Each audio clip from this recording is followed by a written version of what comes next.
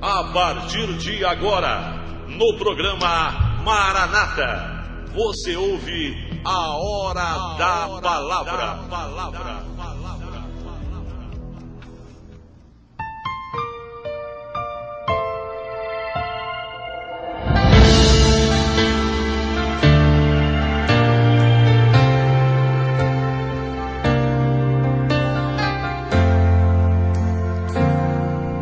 Segunda Coríntios, capítulo 5, verso 17 diz: assim, que se alguém está em Cristo, nova criatura é. As coisas velhas já passaram, eis que tudo se fez novo.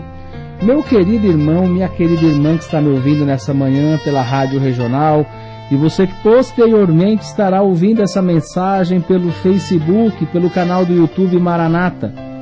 Essa palavra, escrita por Paulo aos Coríntios, o povo de Corinto, ela tem uma profundidade muito grande, tanto naquilo que diz respeito à palavra, como no âmbito espiritual das coisas ainda que estão por acontecer.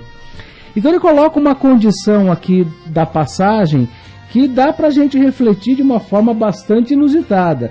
Ele diz assim: se alguém está em Cristo, se Paulo está falando, se está colocando essa condicional, a primeira coisa a refletir é: se alguém está, é sinal que muitos não estão.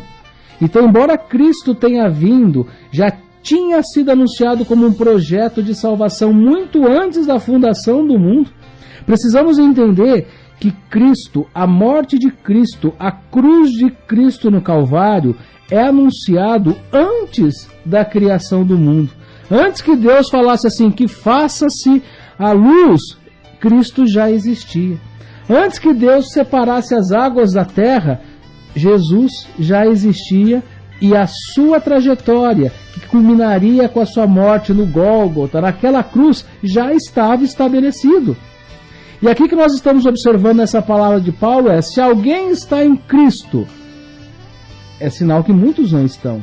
Embora Cristo tenha sido anunciado a todos, embora as condições de comunicação hoje permitem que todos possam conhecer o legado de Jesus Cristo, o legado de salvação de Jesus Cristo, muitos ainda não o conhecem. Talvez o conhecem de ouvir falar, conhecem de saber que é um nome, que é uma figura religiosa, mas não conhece o seu caráter. É como se eu falasse aqui para você nessa manhã, assim: olha, eu sei que existe Estados Unidos, né? Se eu olhar no mapa, eu consigo localizar os Estados Unidos, mas eu não sei como que ele é, porque eu nunca tive, né, condições de pisar nesse novo país. É como se eu falasse sobre o Rio Nilo, que fica na África. Eu sei que esse rio existe, eu consigo localizá-lo no mapa, eu consigo talvez identificar algumas fotografias com legendas sobre o rio Nilo, mas eu nunca nadei, nunca mergulhei, nunca naveguei, nunca coloquei a mão nas águas do rio Nilo. Então eu não conheço, eu simplesmente sei que eles existem e acredito nisso, tanto nos Estados Unidos como país, como o rio Nilo, como um acidente geográfico, como uma bacia hidrográfica.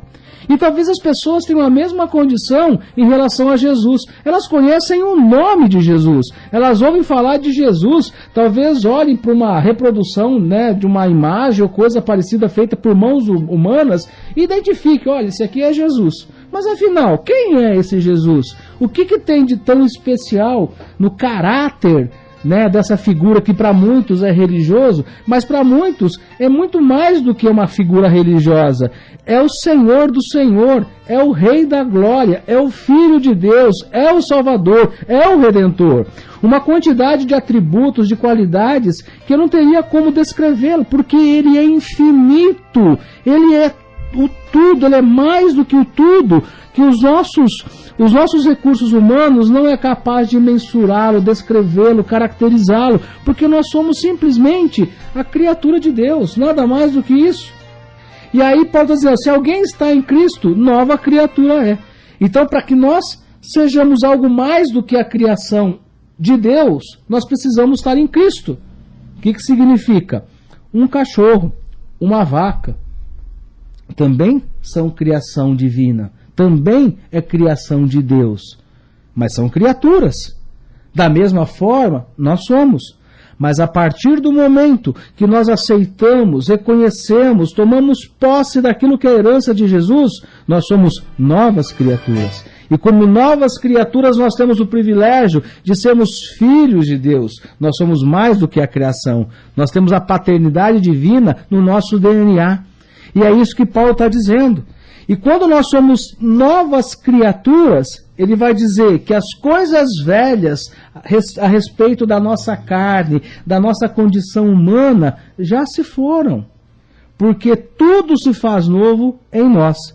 Mas precisamos entender que esse tudo novo é uma condição espiritual, é uma condição daquilo que nós somos, numa característica que renasce do nosso espírito para o Espírito de Deus. Significa que nós tomamos conhecimento do Criador e aceitamos esse Criador como algo supremo em nossas vidas.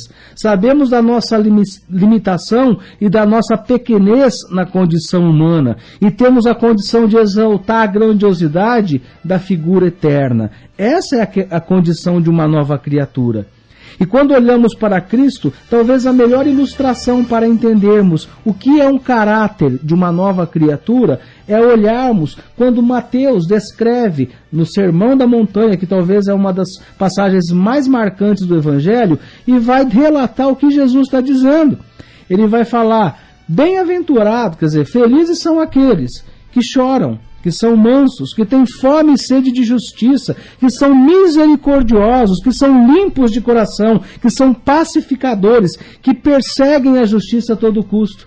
Isso é um caráter de Deus. As pessoas que nascem em Cristo, elas já não mais vivem para elas já não mais vivem numa condição de ter as coisas desse mundo, mas elas vivem para ser e servir ao Criador desse mundo. Esse é o desafio para os cristãos, colocar-se na posição de Cristo.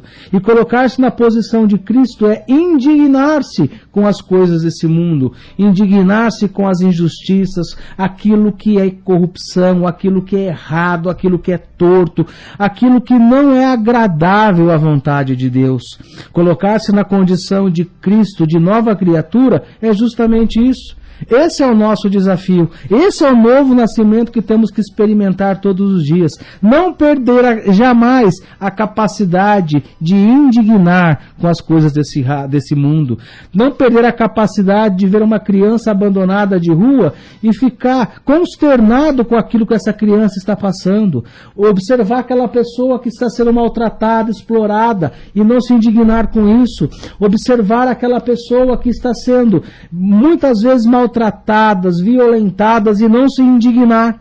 Ser um verdadeiro cristão, andar segundo a vontade de Cristo, é justamente isso, não perder a capacidade de indignar-se, porque quando fazemos isso, estamos nos equiparando àquilo que Cristo veio fazer a esse mundo, lutar pelos necessitados, pelos famintos, pelos pobres e trazer a eles a condição de serem novas criaturas, renascidos na fé em Cristo Jesus. Que você possa ser abençoado por essa palavra nessa manhã. Deus te abençoe, em nome de Jesus.